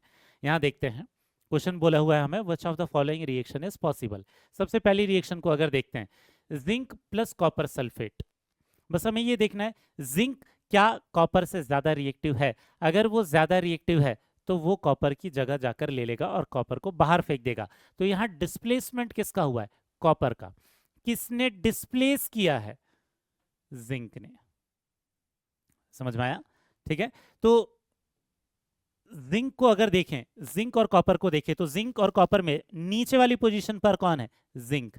मतलब जिंक की रिएक्टिविटी ज्यादा है, मतलब वो कॉपर की जगह ले सकता है। मतलब एकदम क्लियर हो गया कि ये जो पहली वाली जो रिएक्शन है ये क्या है, पॉसिबल है। दूसरी वाली रिएक्शन देखते हैं, जिंक किसकी जगह ले रहा है जाकर, कौन से कंपाउंड में जा रहा है, AgNO3 के अंदर, Ag को बाहर निकाल रहा है और खुद उसकी जगह चले जा रहा है। ठीक है, तो Ag का डिस्प्लेसमेंट हुआ, किसने कर दिया, जिंक ने। क्या पॉसिबल है, हम जिंक और Ag की पोजीशन देख लेते हैं। जिंक और Ag में सीरीज में नीचे कौन है, जिंक है, तो जिंक किसकी जगह ले लेगा, Ag की जगह ले सकता है, उसको हटा सकता है, क्योंकि जिंक ज्यादा रिएक्टिव है। कहने का मतलब ये जो दूसरी रिएक्शन है ये भी पॉसिबल है। नेक्स्ट थर्ड रिएक्शन देखते हैं, Fe ने किसकी जगह ले लिया है, सोडियम की जगह ले लिया है, सोडियम को बाहर फेंक दिया है। Fe और सोडियम की पोजीशन को देखते हैं, सोडियम ये है और Fe ये है। सोडियम और Fe में यहां दिख रहा है, दोनों में नीचे वाली पोजीशन पर कौन है, सोडियम, ऊपर वाले पर कौन है, Fe। Fe की रिएक्टिविटी कम है, अगर उसकी रिएक्टिविटी कम है तो वो सोडियम के कंपाउंड में खुद उसकी जगह जाकर नहीं ले सकता, सोडियम को भगा नहीं सकता बाहर। ठीक है, तो यहाँ क्या दिख रहा है कि Fe जो है जब सोडियम की जगह ले रहा है यहाँ पर और सोडियम को डिस्प्लेस कर दे रहा है, ये पॉसिबल नहीं है। तो ये वाली जो रिएक्शन है ये नहीं होगी, दिस इज नॉट पॉसिबल। समझ में आया बेटा? अब इसी पर बेस्ड हम अलग अलग क्वेश्चंस देखते हैं। हाँ, ये क्वेश्चन देखने के पहले एक इस एग्जांपल को समझ लेना, कई क्योंकि पहले सबसे पहले वाला जो एग्जांपल है इसको हमने रेडॉक्स रिएक्शन में भी पढ़ा है। आप देखोगे तो एनसीईआरटी देखोगे रेडॉक्स रिएक्शन, तो उसमें भी इस एग्जांपल को प्रैक्टिकली कैसे हम ऑब्जर्व करते हैं ये दिया हुआ है। होता क्या है, यहाँ कॉपर सल्फेट का सोल्यूशन होता है। कॉपर सल्फेट का जो सोल्यूशन होता है ये कौन से कलर का होता है, ब्लू कलर का सोल्यूशन होता है। ठीक है, अगर हम इसमें जिंक की रॉड को डाल देते हैं, जिंक की रॉड को डाल देते हैं, तो जिंक ज्यादा रिएक्टिव है, वो सॉल्यूशन में चला जाएगा और कॉपर को बाहर निकाल देगा। यहाँ क्या हो जाएगा, ये कॉपर, ये जो जिंक है, जिंक की रॉड के ऊपर ये कॉपर का डिपॉजिट मिल जाएगा, जिंक की जो रॉड है उसके ऊपर कॉपर का डिपॉजिट मिल जाएगा, और सॉल्यूशन में कौन चला जाएगा, सॉल्यूशन में चला जाएगा ZnSO4। हमें कैसे पता चलेगा रिएक्शन हो गई है, क्योंकि ZnSO4 क्या होता है बेटा, कलरलेस होता है, उसका कोई कलर नहीं होता, ठीक है। लेकिन कॉपर सल्फेट का ब्लू था, तो कॉपर सल्फेट डिस्प्लेस हो गया, कॉपर डिस्प्लेस हो गया है कॉपर सल्फेट में से, ये पता चल जाता है कि उसका ब्लू कलर गायब हो जाता है। एक्चुअल में जहां पर भी Cu2+ आएगा आयन, उसका कलर क्या होता है, ब्लू होता है। समझ में आ गया। अब क्वेश्चन स्टार्ट करते हैं बेटा। सबसे पहले क्वेश्चन क्या दिया हुआ है, the position of some metals in the electrochemical series in decreasing electropositive character. इसको देने की जरूरत नहीं थी, एक्चुअल में इसकी जरूरत ही नहीं, क्योंकि इलेक्ट्रोकेमिकल सीरीज आपको याद होनी चाहिए, और एक बार याद हो गया तो आपको सीरीज देखने की जरूरत नहीं। इन्होंने रिएक्टिविटी का ऑर्डर दिया है बेटा, ठीक है, इलेक्ट्रोड पोटेंशियल का ऑर्डर नहीं। इलेक्ट्रोड पोटेंशियल E0 की वैल्यू तो सबसे कम इन सब में mg की होगी, सबसे ज्यादा Ag की होगी, लेकिन इन्होंने रिएक्टिविटी का ऑर्डर दिया है, तो रिएक्टिविटी तो आप सीरीज को याद करके ही पता कर लोगे। क्वेश्चन क्या पूछा है, what will happen if a copper spoon is used to stir a solution of aluminium nitrate. तो हमें क्या दिया है, एक सॉल्यूशन भरा हुआ है कंटेनर में, एल्यूमिनियम नाइट्रेट ले रखा है, फॉर्मूला क्या होगा, एल्यूमिनियम की वैलेंसी 3 होती है, तो AlNO3 होल थ्राइस हो जाएगा। अब हमें क्वेश्चन में बोला है कि कॉपर स्पून, तो एक चम्मच है, ठीक है, थोड़ा गंदा डायग्राम है बेटा लेकिन समझ जाना, ये क्या है, ये कॉपर का स्पून है, इस कॉपर के स्पून से हम क्या कर रहे हैं, उसको मिक्स कर रहे हैं एल्यूमिनियम नाइट्रेट को। आपको बताना है यहाँ कोई रिएक्शन होगी या नहीं। कॉपर और एल्यूमिनियम में ज्यादा रिएक्टिव कौन है, एल्यूमिनियम। कॉपर की रिएक्टिविटी तो कम है, काफी ऊपर आता है, हाइड्रोजन के भी ऊपर आता है, ठीक है। तो कॉपर की रिएक्टिविटी कम है, तो खुद जाकर उसकी जगह नहीं ले सकता। समझ में आया, मतलब इसमें कोई रिएक्शन नहीं होगी, क्योंकि कॉपर क्या है, लेस रिएक्टिव है, वो एल्यूमिनियम नाइट्रेट के कंपाउंड में जाकर एल्यूमिनियम को भगाकर खुद उसकी जगह नहीं ले सकता। समझ में आ गया। तो यहाँ क्या हो जाएगा कि ये जो हम बोलेंगे कि कॉपर एल्यूमिनियम नाइट्रेट में एल्यूमिनियम को डिस्प्लेस नहीं कर सकता, मतलब करेक्ट ऑप्शन कौन सा हो जाएगा, देयर इज नो रिएक्शन। समझ में आ गया। इसमें the spoon will be coated with aluminium, नहीं, वो कोटिंग तब होगी जब वो डिस्प्लेसमेंट हो पाएगा तब। क्लियर हुआ बेटा।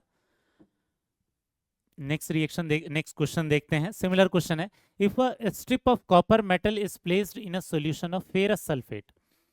एक सॉल्यूशन लिया है हमने, ठीक है, ये ले रखा है फेरस सल्फेट, FeSO4 का सॉल्यूशन है, और हमें क्या बोला है, copper strip of copper metal is placed in a solution. तो बस हमें बताना है कि यहाँ डिस्प्लेसमेंट रिएक्शन होगी या नहीं होगी। कॉपर और आयरन में इलेक्ट्रोकेमिकल सीरीज में नीचे कौन होता है, आयरन, ऊपर कौन आएगा, कॉपर। कॉपर की रिएक्टिविटी कम है, मतलब वो जाकर उसकी जगह नहीं ले सकता, क्योंकि कॉपर की रिएक्टिविटी कम है, तो there will be no reaction. तो करेक्ट आंसर क्या हो जाएगा, no reaction will take place. समझ में आया। हम इतने ज्यादा एग्जांपल इसलिए ले रहे हैं बेटा क्योंकि बहुत इंपॉर्टेंट है आपके लिए मेटल डिस्प्लेसमेंट रिएक्शन पढ़ना, बहुत सारे अलग अलग तरीके के क्वेश्चन बनते हैं। थर्ड सिमिलर क्वेश्चन है, देखना, the standard potential for the following half cell are given below. पहली चीज इन्होंने वैल्यू दे रखी है, लेकिन आपको वैल्यू की जरूरत नहीं है बेटा, अगर इस क्वेश्चन में ये वैल्यू ना भी दे तो भी आप बता सकते हो, बस आपको इलेक्ट्रोकेमिकल सीरीज याद रखनी है, ठीक। क्या बोला है, when zinc dust is added to a solution of magnesium chloride. इस क्वेश्चन के लिए वैल्यू की जरूरत नहीं है, जहां कैलकुलेशन वाले क्वेश्चन आएंगे वहां पर हमें जरूरत पड़ेगी। मैग्नीशियम क्लोराइड दे रखा है, तो यहाँ क्या हो जाएगा, MgCl2, और यहाँ पर क्या ऐड कर दिया हमने, जिंक डस्ट ऐड कर दिया, ठीक है, जिंक डस्ट मतलब Zn मेटल के फॉर्म में ऐड कर दिया। अब मुझे बताओ, जिंक और मैग्नीशियम में इस इलेक्ट्रोकेमिकल सीरीज में नीचे कौन आता है, मैग्नीशियम। मांगती है एल्कोहलिक पानी में जिंदा क्रैब, जिंक ऊपर आएगा, मैग्नीशियम नीचे आएगा, मतलब ज्यादा रिएक्टिव कौन है, मैग्नीशियम। जिंक अगर कम रिएक्टिव है तो वो जाकर मैग्नीशियम की जगह नहीं ले सकता, कोई रिएक्शन नहीं होगी, मतलब करेक्ट क्या हो जाएगा, no reaction will take place. आपको दिख रहा होगा सिमिलर तरीके के हमने क्या किए हैं, 3 क्वेश्चन लिए, क्योंकि बहुत बार स्टूडेंट को ऐसा लग जाता है कि अगर क्वेश्चन दिया है तो कुछ ना कुछ रिएक्शन तो हो रही होगी, ऐसा नहीं है बेटा। ये इलेक्ट्रोकेमिकल सीरीज का एप्लीकेशन है, बहुत बार आपके पास ऐसे भी क्वेश्चन मिल सकते हैं जिसमें कोई रिएक्शन नहीं होगी, क्योंकि वो आपके कंसेप्ट चेक करने के लिए क्वेश्चन पूछ रहा है। क्वेश्चन देखना, नेक्स्ट क्वेश्चन क्या है, out of copper Ag Fe and zinc the metal which displace all others from their solution. तो इन चारों में से कौन सबको डिस्प्लेस करेगा? जो सबसे नीचे होगा। इन सबको अरेंज करे तो क्या हो जाएगा? मांगती अल्कोहलिक पानी में जिंदा क्रैब, फिर नहीं सुना प्रभु ने H2 को, कौन आई आगे, कुछ ऐसा ऑर्डर आएगा। तो सबसे नीचे कौन है? जिंक। मतलब जिंक की रिएक्टिविटी सबसे ज्यादा है। जिंक जो मेटल है इनमें से सबको उनके कंपाउंड से बाहर फेंक सकता है। तो करेक्ट आंसर कौन सा हो जाएगा हमारा? जिंक हो जाएगा। ठीक है, इसके बाद नेक्स्ट क्वेश्चन देखते हैं क्या बोल रहा है। Iron displaces copper from the solution of its salt because, अगर हम देखते हैं यहाँ सॉल्यूशन किसका है? कॉपर का। जैसे एग्जांपल के लिए मान लेते हैं कॉपर सल्फेट है, और ये बोल रहा है कि अगर हमने Fe को लिया तो Fe क्या करेगा? इस कॉपर सल्फेट में से कॉपर को डिस्प्लेस कर देगा। क्यों कर देगा? क्योंकि इलेक्ट्रोकेमिकल सीरीज में Fe नीचे आता है और कॉपर ऊपर आता है। तो क्वेश्चन देखते हैं इसके लिए करेक्ट स्टेटमेंट कौन सा बैठ रहा है। पहला क्या बोला है? Iron precedes copper in the first transition series. नहीं। The standard reduction potential of copper is less than that of iron. नहीं। ई नॉट की वैल्यू अगर देखेंगे तो ज्यादा वैल्यू इसकी होगी। ये हाइड्रोजन के ऊपर है, हाइड्रोजन की वैल्यू कितनी होती है? 0। इसकी वैल्यू पॉजिटिव है, इसकी वैल्यू निगेटिव होती है, आयरन की वैल्यू। ठीक है, कॉपर की वैल्यू पॉजिटिव है। थर्ड देखते हैं, the standard reduction potential of iron is less than that of copper. सही, क्योंकि जिसके लिए ई नॉट की वैल्यू जितनी कम होगी उसकी रिएक्टिविटी उतनी ही ज्यादा होगी। ठीक है, मतलब करेक्ट आंसर कौन सा हो जाएगा? थर्ड हो जाएगा बेटा। समझ में आया? इन्होंने डायरेक्टली इलेक्ट्रोकेमिकल सेल की पोजीशन में कौन कहाँ है ये ना देकर ये बोल दिया है कि किसके लिए ई नॉट की वैल्यू कहाँ है। ई नॉट की वैल्यू से आप बता सकते हो कि किसकी पोजीशन कहाँ है। समझ में आया? क्योंकि जो नीचे वाला मेटल है ये ऊपर वाले को डिस्प्लेस करता है, तो जो नीचे वाला मेटल होगा उसके लिए ई नॉट की वैल्यू उतनी ही कम हो जाएगी। समझ में आया बेटा? इसके बाद नेक्स्ट देखना, the oxidation potential of magnesium and aluminium. Oxidation potential की वैल्यू दे रखा है, रिडक्शन की नहीं है ये। ठीक है, the mg in chemical reaction. ठीक है, पहली चीज तो आपको इन वैल्यूज की जरूरत ही नहीं है अभी फिलहाल के लिए, तो क्योंकि आपको इलेक्ट्रोकेमिकल सीरीज याद है। आपको क्या पता है? मांगती है अल्कोहलिक पानी में जिंदा क्रैब। ठीक है, तो इन वैल्यूज की जरूरत नहीं है। हमें पता है कि जो मेटल नीचे होगा वो ऊपर वाले को डिस्प्लेस कर देगा। मतलब मैग्नीशियम किसको डिस्प्लेस करेगा? एल्यूमिनियम को डिस्प्लेस करेगा। मतलब हम क्या बोल सकते हैं? The magnesium in chemical reaction will replace aluminium. समझ में आया? मतलब करेक्ट ऑप्शन कौन सा हो जाएगा? सेकंड। इसके बाद नेक्स्ट क्वेश्चन क्या है? When a piece of copper wire is immersed in a solution of silver nitrate. ठीक है, यहां पर जो सॉल्यूशन है वो किसका ले रखा है बेटा? सिल्वर नाइट्रेट का सॉल्यूशन ले रखा है, AgNO3 का ले रखा है। और हमें क्या बोल रहा है? A copper wire is immersed, तो इसके अंदर हमने कॉपर की वायर डाल दी। अब आगे क्या बोल रहा है? The colour of the solution becomes blue, this is due to. Blue क्यों हो रहा होगा आपको समझ में आ गया होगा। ब्लू कलर किसका होता है? कॉपर आयन का होता है। तो एक्चुअल में कॉपर की रिएक्टिविटी ज्यादा है, क्योंकि Cu इस इलेक्ट्रोकेमिकल सीरीज में Ag के नीचे होता है। अगर इसके नीचे है तो कॉपर की रिएक्टिविटी ज्यादा है, ये इसको डिस्प्लेस कर देगा। थोड़े टाइम में सॉल्यूशन में कौन आ जाएगा? Copper nitrate. थोड़े टाइम में इस सॉल्यूशन के अंदर कौन हो जाएगा? कॉपर नाइट्रेट हो जाएगा। मतलब Cu2+ क्योंकि ये सॉल्यूशन के अंदर जा रहा है, कॉपर ने सिल्वर को क्योंकि डिस्प्लेस कर दिया है, इसलिए उस कलर का उस सॉल्यूशन का कलर क्या हो रहा है? ब्लू। तो करेक्ट आंसर क्या हो जाएगा? अगर हम रिएक्शन देखें तो रिएक्शन क्या देखेंगे? इसमें रिएक्शन लिख सकते हैं, Cu ने Ag को डिस्प्लेस कर दिया, Cu + AgNO3, ये बन जाएगा CuNO3 होल ट्वाइस, और Ag तो इससे बाहर आ गया। तो Cu का ऑक्सीडेशन नंबर देखेंगे तो 0 से +2 में जा रहा है, और Ag का +1 से 0 में जा रहा है। तो कॉपर का ऑक्सीडेशन हो रहा है, Ag का रिडक्शन हो रहा है। हमने ये क्यों निकाला? क्योंकि क्वेश्चन रिडक्शन और ऑक्सीडेशन के टर्म में लिखा है। तो करेक्ट क्या हो जाएगा? Oxidation of copper. क्या हो रहा है इसमें? ऑक्सीडेशन ऑफ कॉपर हो रहा है। तो ऑक्सीडेशन होने के कारण वो Cu2+ के फॉर्म में जा रहा है, और सॉल्यूशन के अंदर जब कॉपर आयन प्रेजेंट रहेगा तो उसका कलर कौन सा हो जाएगा? ब्लू। नेक्स्ट क्वेश्चन देखते हैं बेटा क्या बोल रहा है। विच of the following will turn blue when placed in copper vessel. Copper vessel मतलब कॉपर का ही कंटेनर ले लिया, और कॉपर के ही कंटेनर के अंदर हमने क्या कर दिया? इसमें से कोई सॉल्यूशन रख दिया। तो इसमें सॉल्यूशन रखने के बाद हमें बोल रहा है वो ब्लू कलर कब बनेगा? सॉल्यूशन ब्लू कलर कब बनेगा? जब कॉपर उस सॉल्यूशन के अंदर चला जाएगा, उसमें सॉल्यूशन में जो मेटल प्रेजेंट है उसकी जगह ले लेगा। तो इसमें से कौन से सॉल्यूशन में से उसकी जगह ले सकता है? किसकी जगह ले सकता है बेटा? Eg की जगह ले सकता है। तो करेक्ट आंसर क्या हो जाएगा? EgNO3, क्योंकि सॉल्यूशन के अंदर अगर EgNO3 है तो अभी हमने पढ़ा कि ये कॉपर इसकी जगह ले लेगा और इसमें क्या आ जाएगा? Cu2+ आ जाएगा, और जैसे Cu2+ आएगा इसका कलर क्या आ जाएगा? ब्लू कलर हो जाएगा। मतलब कॉपर, ये जो कंटेनर जो है वो उस कॉपर का मेटल का बना हुआ है, तो वो खुद ही डिस्प्लेस कर देगा किसको? Eg को, क्योंकि Eg की रिएक्टिविटी कम है, तो कम रिएक्टिव वाले की जगह पर चला जाएगा। ठीक है, अब नेक्स्ट जो पढ़ने वाले हैं इसी से रिलेटेड है, मेटल डिस्प्लेसमेंट रिएक्शन से ही रिलेटेड है बेटा, बस आपको क्वेश्चन की लैंग्वेज चेंज कर देगा। यहां पर हम क्या बोलेंगे? Storage of a solution in a container. Question में ये पूछ लेगा कि किस कंटेनर में कौन से सॉल्यूशन का स्टोरेज पॉसिबल है और किस में स्टोरेज पॉसिबल नहीं है। तो यहाँ केवल हम यही देखते हैं कि कौन सी मेटल डिस्प्लेसमेंट रिएक्शन होगी और कहाँ पर मेटल डिस्प्लेसमेंट रिएक्शन नहीं होगी। तो हम क्या बोलेंगे? Storage of a solution in container, storage possible होगा सॉल्यूशन का, storage of solution is possible, storage of solution is possible if there is no reaction between solution and container. If there is no reaction, मतलब जब कोई भी metal displacement reaction नहीं होगी, जब कोई भी मेटल डिस्प्लेसमेंट रिएक्शन नहीं होगी तब जाके उसका स्टोरेज क्या होगा? पॉसिबल हो पाएगा। ठीक है, तो यहां देखते हैं एग्जांपल के लिए, जैसे अभी हमने लिया था AgNO3 सॉल्यूशन, क्वेश्चन किया हमने, ये AgNO3 सॉल्यूशन है और इसमें कंटेनर कौन सा ले लिया हमने? कॉपर का ले लिया। अगर हमने कॉपर का कंटेनर ले लिया तो क्या होगा? रिएक्शन होगी क्या? बिल्कुल होगी, क्योंकि कॉपर क्या है? मोर रिएक्टिव है Ag से। हमारे पास इलेक्ट्रोकेमिकल सीरीज में Eg ऊपर है, Cu नीचे है, तो कॉपर डिस्प्लेस कर देगा Ag को। तो थोड़े टाइम के बाद जो सॉल्यूशन है वो सॉल्यूशन में Eg रहेगा ही नहीं, वो Ag तो सॉल्यूशन से बाहर आ जाएगा उसके रिडक्शन के कारण, उसके डिस्प्लेसमेंट के कारण। यहाँ क्या आ जाएगा?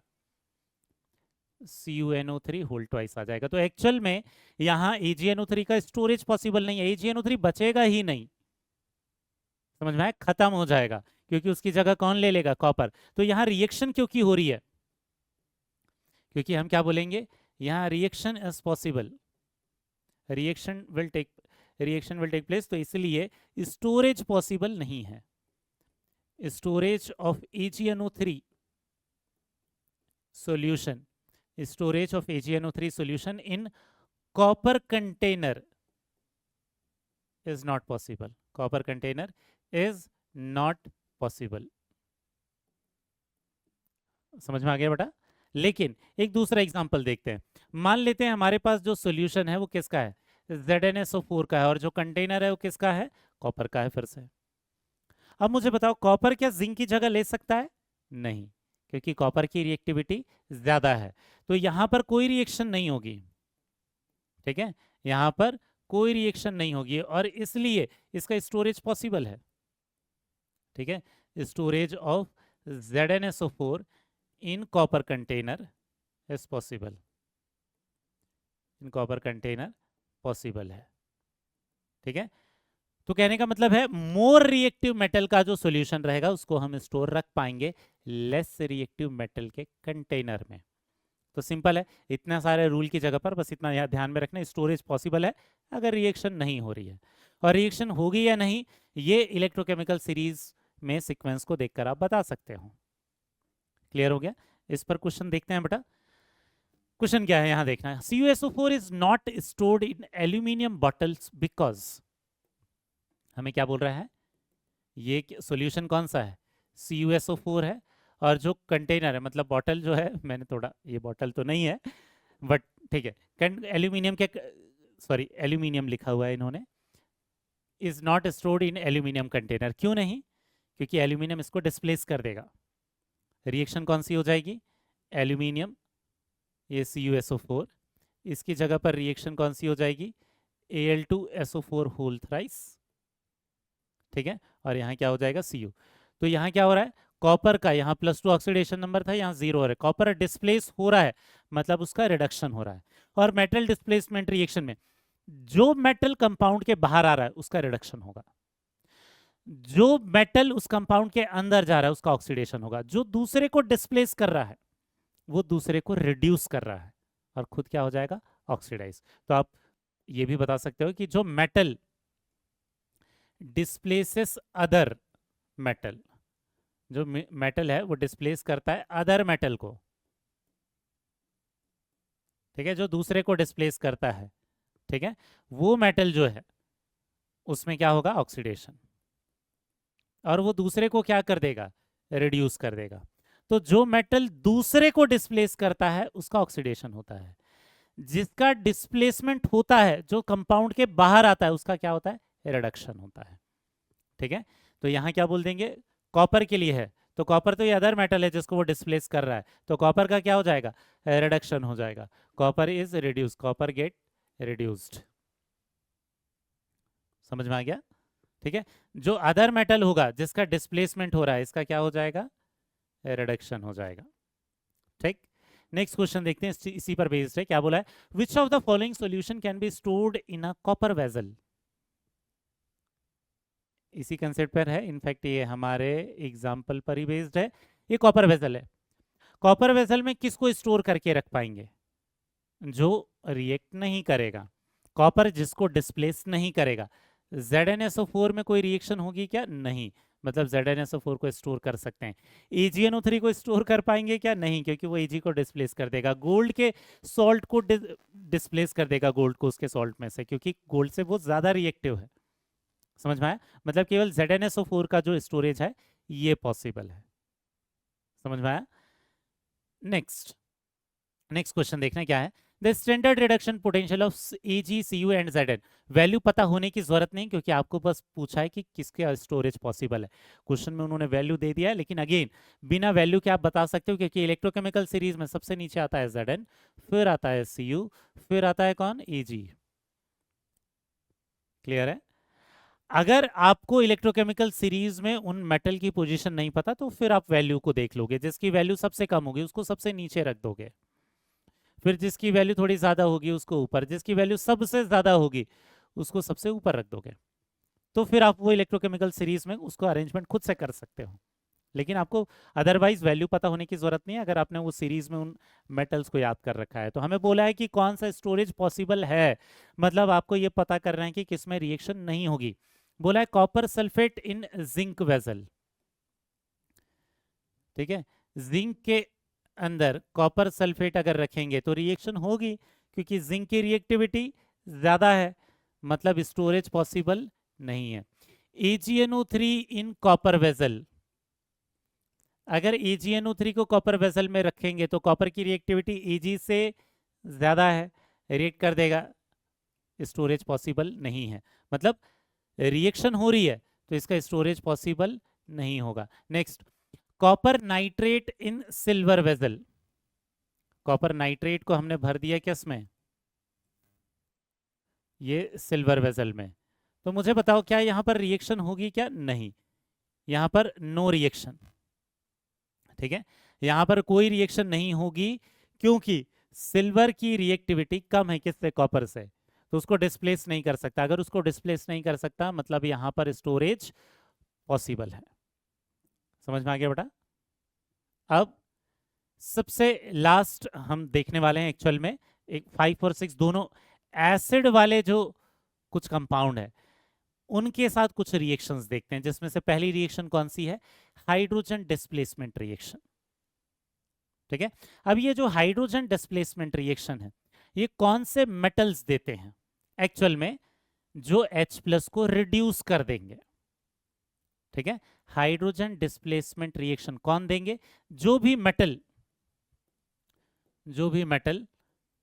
आर प्रेजेंट बिलो हाइड्रोजन, उनकी रिड्यूसिंग पावर हाइड्रोजन से ज्यादा होगी, जो हाइड्रोजन से नीचे होंगे उनकी रिड्यूसिंग पावर ज्यादा होगी, तो H+ को रिड्यूस करके H2 में कन्वर्ट कर देंगे, ठीक है। तो बस इतना ध्यान में रखना है, इलेक्ट्रोकेमिकल सीरीज में जो भी हाइड्रोजन के नीचे प्रेजेंट है क्या कर सकते हैं, can give H2 displacement reaction, can give H2 displacement reaction, hydrogen displacement reaction वो दे सकते हैं। ठीक है। स्पेशली ज्यादा हाइड्रोजन डिस्प्लेसमेंट रिएक्शन कौन देते हैं? एसिड, क्योंकि एसिड ज्यादा रिएक्टिव है।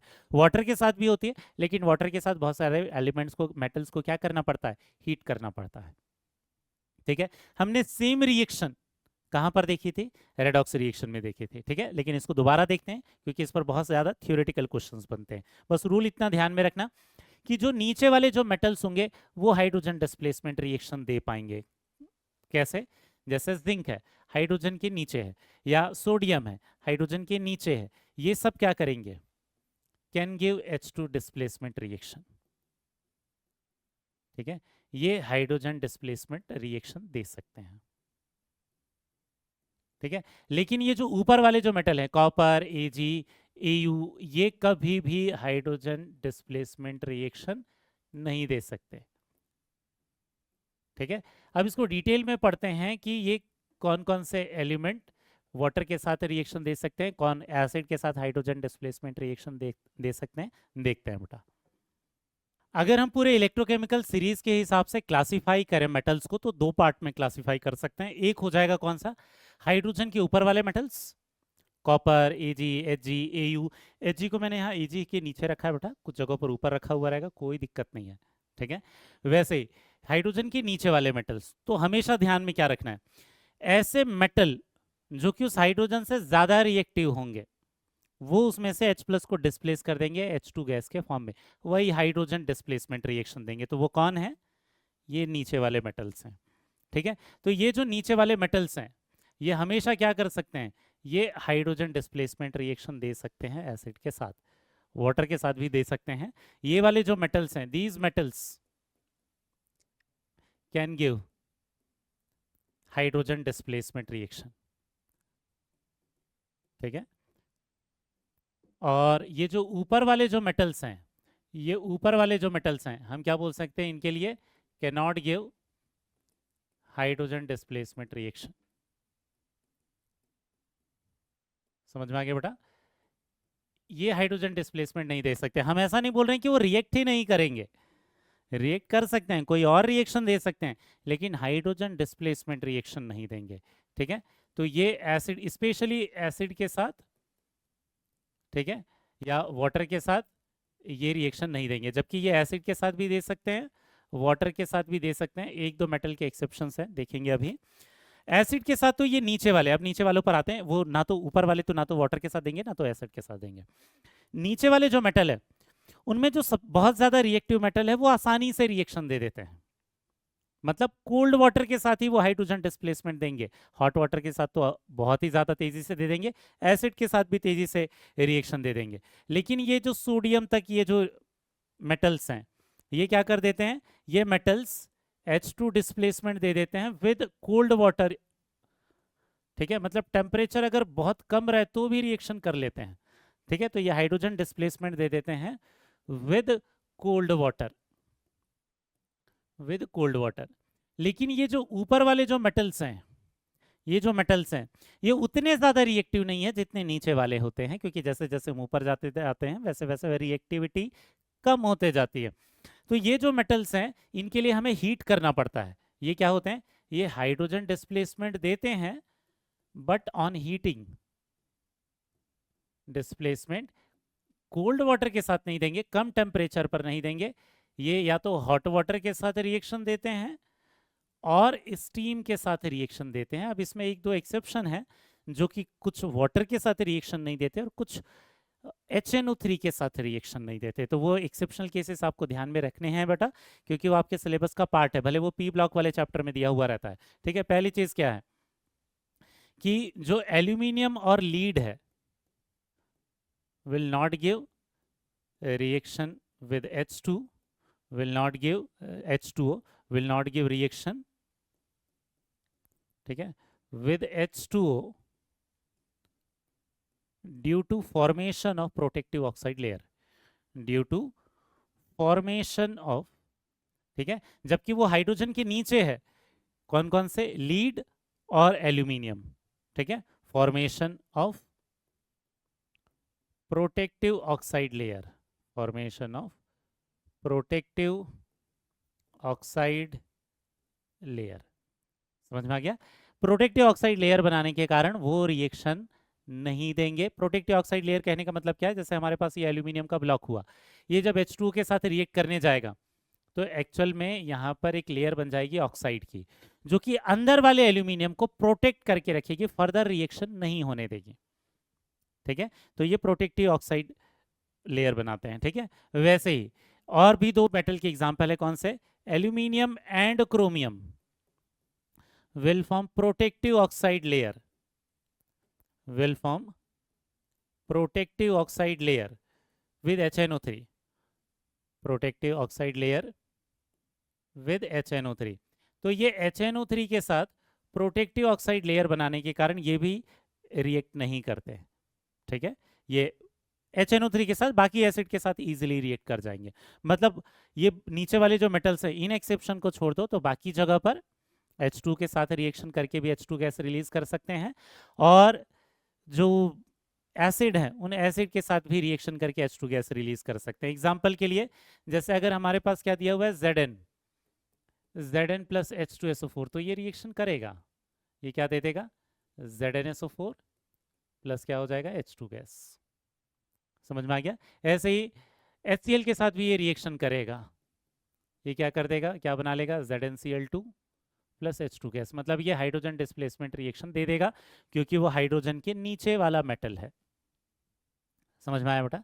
अब इसमें ध्यान रखना, यहाँ ऊपर वाले मेटल में हमने क्या बोला है, ये हाइड्रोजन डिस्प्लेसमेंट नहीं देगा, कोई और रिएक्शन दे सकता है, और कोई और रिएक्शन कौन सी होती है, HNO3 वाली जो रिएक्शन है वो आपके लिए बहुत इंपॉर्टेंट है, क्योंकि उसका स्टेटमेंट NCERT में भी लिखा हुआ है, इलेक्ट्रोकेमिस्ट्री वाले चैप्टर में भी और पी ब्लॉक में भी। ठीक है, तो HNO3 के साथ रिएक्शन देते हैं। स्पेशली हमारे पास क्योंकि रिएक्शन हमें कार्बन और जिंक पर बहुत ज्यादा, कॉपर और जिंक पर बहुत ज्यादा आते हैं, इसलिए इन दोनों के एग्जांपल्स पढ़ने, स्पेशली कॉपर, क्योंकि कॉपर वाला जो स्टेटमेंट है ये इलेक्ट्रोकेमिस्ट्री की NCERT में भी दे रखा है बेटा। ठीक है, तो एक्चुअल में क्या है, ये रिएक्शन तो बाद में देखेंगे। कॉपर जब HNO3 के साथ रिएक्शन देगा तो हमने क्या बोला है, हाइड्रोजन डिस्प्लेसमेंट तो नहीं देगा, बिल्कुल नहीं देगा, लेकिन ये नाइट्रेट के साथ रिएक्शन करेगा। समझ में आया? H प्लस के साथ रिएक्शन नहीं करेगा, H2 डिस्प्लेसमेंट नहीं देगा, लेकिन कोई और रिएक्शन देगा, और कोई और रिएक्शन किसके कारण देगा, नाइट्रेट के कारण देगा। अब यहां देखना कैसे, एक्चुअल में हमने यही सीरीज पढ़ रखी थी, ठीक है ना, यही सीरीज पढ़ रखी है। अब इसमें अगर हम किसकी पोजीशन देखें, अगर इसमें हम पोजीशन देखते हैं किसके, कॉपर और नाइट्रेट की, तो देखना नाइट्रेट कहां पर है, ये है नाइट्रेट बेटा। ठीक है ना, ये है नाइट्रेट, और कॉपर वाली पोजीशन कौन सी है, ये है कॉपर की पोजीशन, ये है। अगर आप दोनों को ध्यान से देखोगे तो ये कॉपर नाइट्रेट के नीचे आ रहा है, हाइड्रोजन के ऊपर आ रहा है, तो ऊपर वाले होने के कारण रिएक्ट नहीं करेगा, लेकिन ये कॉपर किसके साथ रिएक्ट कर जाएगा, नाइट्रेट के साथ कर जाएगा, क्योंकि नाइट्रेट तो इसके ऊपर है, तो वहां वो हाइड्रोजन डिस्प्लेसमेंट रिएक्शन नहीं देगा, लेकिन ये नाइट्रेट वाली रेडॉक्स रिएक्शन जरूर देगा नाइट्रेट के साथ। ठीक है, तो ये जब नाइट्रिक एसिड के साथ रिएक्शन देता है तो H प्लस के कारण नहीं, NO3 माइनस के कारण रिएक्शन देता है, क्योंकि NO3 माइनस की पोजीशन इसके ऊपर है। तो यहाँ क्या हो जाएगा, ये कॉपर इस नाइट्रेट को रिड्यूस कर देगा और खुद ऑक्सीडाइज हो जाएगा। समझ में आया? तो यहाँ होता क्या है, यहाँ कॉपर की रिएक्शन, इनफैक्ट बाकी मेटल की भी रिएक्शन नाइट्रिक एसिड के साथ बहुत सारी हो जाती है, जिसमें एक रिएक्शन हम किसके साथ देखेंगे, जिंक के साथ। लेकिन कॉपर इंपॉर्टेंट क्यों है, क्योंकि कॉपर H प्लस के साथ नहीं, NO3 माइनस के साथ रिएक्शन देता है। ठीक है ना, तो यहाँ देखना रिएक्शन कौन सी होती है। अगर हम इसकी रिएक्शन देखते हैं कॉन्सेंट्रेटेड HNO3 के साथ दोनों की, तो एकदम सिमिलर रिएक्शन रहेगी। इसमें कॉपर ऑक्सीडाइज हो जाएगा, इसमें जिंक ऑक्सीडाइज हो जाएगा, और इसमें जो नाइट्रिक एसिड है वो किस में कन्वर्ट हो जाएगा, NO2 में। मैं पूरी बैलेंस रिएक्शन नहीं लिख रहा हूँ बेटा।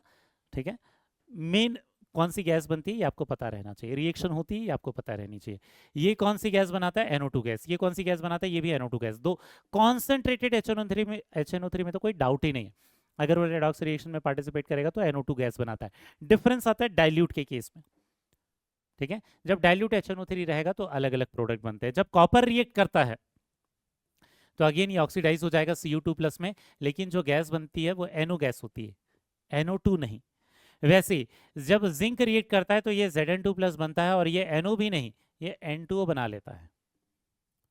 तो यहाँ अलग अलग गैसेस बनती है। तो नाइट्रेट ही रिएक्शन कर रहा है, रेडॉक्स रिएक्शन ही कर रहा है, लेकिन वो रिड्यूस होने के बाद जो प्रोडक्ट बना रहा है वो अलग अलग है। कॉन्सेंट्रेटेड HNO3 में हमेशा NO2 बनेगा, कॉपर के साथ डाइल्यूट के केस में NO बनाएगा, जिंक के साथ डाइल्यूट के केस में N2O बनाएगा। ठीक है, तो एक्चुअल में ये रिएक्शन देता है। तो रिएक्शन देने का मेन रीजन क्या है? जब कॉपर जो रिएक्शन देगा किसके साथ, HNO3 के साथ, वो H+ के कारण नहीं, NO3- के कारण देता है, क्योंकि NO3- को ये रिड्यूस कर देगा, क्योंकि ये NO3- के नीचे प्रेजेंट है। समझ में आया? अब ये डाउट आ रहा होगा, सर हमने अभी पढ़ा था जिंक और एसिड तो हाइड्रोजन डिस्प्लेसमेंट देंगे, ये क्यों नहीं दे रहा? क्योंकि नाइट्रेट ज्यादा रिएक्टिव है। अगर हम यहाँ पर देखें तो नाइट्रेट की पोजीशन हाइड्रोजन के ऊपर है, तो HNO3 के साथ बहुत सारी रिएक्शन कौन सी होती है? ऑक्सीडाइजिंग एजेंट वाली रिएक्शन हो जाती है, हाइड्रोजन डिस्प्लेसमेंट वाली नहीं। ठीक है, क्योंकि H+ और NO3- में ज्यादा ऊपर कौन है? NO3- है, तो ये ज्यादा रिएक्टिव होगा, क्योंकि इनकी रिएक्टिविटी नॉन मेटल के हिसाब से चेक करेंगे। ठीक है, जैसे जिंक के साथ, जैसे जिंक देख लेते हैं, जिंक की पोजीशन कौन है? ये जिंक। जिंक जब HNO3 के साथ रिएक्ट कर रहा है तो H+ भी है, NO3- भी है। इन दोनों में ज्यादा रिएक्टिव ऊपर की तरफ से देखेंगे, वो तो नीचे वाला कौन है? जिंक। यहाँ ऊपर नॉन मेटल की ज्यादा रिएक्टिविटी देखेंगे तो हाइड्रोजन और नाइट्रेट में किसको देखेंगे? नाइट्रेट को देखेंगे। समझ में आ गया? तो नाइट्रेट के साथ वो जिंक पहले रिएक्ट करेगा। हाँ, अगर ये नाइट्रेट नहीं होता तो फिर वो किसके साथ रिएक्ट करता? फिर वो H+ के साथ रिएक्ट करता। समझ में आ गया बेटा? ठीक है, तो HNO3 में H+ के कारण नहीं, NO3- के साथ ये मेटल रिएक्शन में पार्टिसिपेट करते हैं। ठीक है, अब यहां पर क्वेश्चन देखते हैं क्या है। To a mixture containing pieces of zinc, copper and silver and 1 molar H2SO4। यहाँ क्या है? कंटेनर में क्या है? 1 मोलर H2SO4 लिया हुआ है। Was added, H2 gas was found to be evolved. Which of the following metals do you think has reacted? कौन से मेटल ने हाइड्रोजन डिस्प्लेसमेंट रिएक्शन दे दी है? यही क्वेश्चन में पूछ रहा है। अब अगेन हमें इन वैल्यूज की जरूरत नहीं है, हम बिना वैल्यूज के निकाल लेंगे। हमें बस पता होना चाहिए कौन हाइड्रोजन के नीचे है, कौन हाइड्रोजन के ऊपर है। जिंक, ठीक है, सॉरी, जिंक हाइड्रोजन के नीचे आता है, कॉपर हाइड्रोजन के ऊपर आता है, Ag हाइड्रोजन के ऊपर आता है। तो ये तो रिएक्ट हाइड्रोजन डिस्प्लेसमेंट नहीं देंगे, केवल कौन देगा? जिंक देगा। तो करेक्ट आंसर कौन सा हो जाएगा बेटा? Only zinc. नेक्स्ट देख लेते हैं। On the basis of position in the electrochemical series, the metal which does not displace hydrogen, hydrogen कौन डिस्प्लेस नहीं करेगा? जो कि हाइड्रोजन के ऊपर होगा। हाइड्रोजन के ऊपर इनमें से कौन है बेटा? Hg है। समझ में आ गया? नेक्स्ट, Zn gives, हाँ ध्यान में रखना, किसी को लग सकता है लीड हमने एक्सेप्शन पढ़ा था, लेकिन वो सिर्फ वाटर के साथ पढ़ा था, एसिड के साथ नहीं। नेक्स्ट क्वेश्चन क्या है? Zn gives H2 gas with H2SO4 and HCl but not with HNO3। ठीक है, क्यों? क्योंकि हमें पता है H+, NO3- और Zn। ठीक है, तो ये जो Zn है H+ की जगह पहले किसके साथ रिएक्ट करेगा? NO3- के साथ, क्योंकि इन दोनों में किसकी ऑक्सीडाइजिंग पावर ज्यादा है? जो ऊपर होगा उसकी ऑक्सीडाइजिंग पावर ज्यादा होगी। मतलब नाइट्रेट की ऑक्सीडाइजिंग पावर H+ से ज्यादा है, तो वो दूसरे को ऑक्सीडाइज करेगा और खुद क्या हो जाएगा? रिड्यूस हो जाएगा। तो हम क्या बोल सकते हैं? Nitrate is above hydrogen, is above hydrogen, therefore oxidising power, therefore oxidising power of nitrate is greater than hydrogen। ठीक है, मैं अभी सिंबल नहीं लिख रहा हूँ बेटा, H+H2 नहीं लिख रहा हूँ, वो नेक्स्ट लेक्चर में कैसे लिखते हैं ये मैं सिखाऊंगा। ठीक है, ऑक्सीडाइजिंग पावर ऑफ नाइट्रेट ज्यादा है, उसके कारण ये क्या करेगा? NO3- oxidises zinc. ठीक है, oxidises zinc and itself reduced, खुद क्या हो जाता है? रिड्यूस हो जाता है। समझ में आ गया? तो करेक्ट ऑप्शन कौन सा हो जाएगा? NO3- is reduced in preference to hydronium ion। H+ के कंपैरिजन में रिडक्शन यहाँ पर अब किसका हो जाएगा? NO3- का हो जाएगा, क्योंकि वो दूसरे को ऑक्सीडाइज कर रहा है, खुद क्या हो जाएगा? रिड्यूस हो जाएगा। क्लियर हो गया बेटा? तो आज के लेक्चर में हमने एक्चुअल में पढ़ लिया है इलेक्ट्रोकेमिकल सीरीज को याद कैसे करेंगे, उसकी ट्रिक सीख लिया, और उसके बेसिस पर कैसे अलग अलग कंक्लूजन हम ड्रॉ कर सकते हैं ये हमने सीख लिया डिटेल में, और बहुत सारे क्वेश्चंस भी कर लिए हैं। लेकिन रेफरेंस बुक सॉल्व करना शुरू कर देना बेटा, क्योंकि अब के लेक्चर से अब हमने कंसेप्ट ऐसे पढ़ लिए हैं जिनके बेसिस पर बहुत सारे क्वेश्चन आप सॉल्व कर सकते हो। नेक्स्ट वाले लेक्चर में डिटेल में हम पढ़ेंगे ऑक्सीडाइजिंग एजेंट, रिड्यूसिंग एजेंट। हमने उनकी डेफिनेशन वैसे रेडॉक्स में पढ़ लिया है, लेकिन कैसे हम पता करेंगे कि कौन सा केमिकल बहुत अच्छा ऑक्सीडाइजिंग एजेंट है, कौन बहुत अच्छा रिड्यूसिंग एजेंट है, ये सीखेंगे नेक्स्ट वाले लेक्चर में। तो मिलते हैं बेटा नेक्स्ट वाले लेक्चर में। आज के लेक्चर को यहीं पर कंप्लीट करते हैं। बाय बेटा।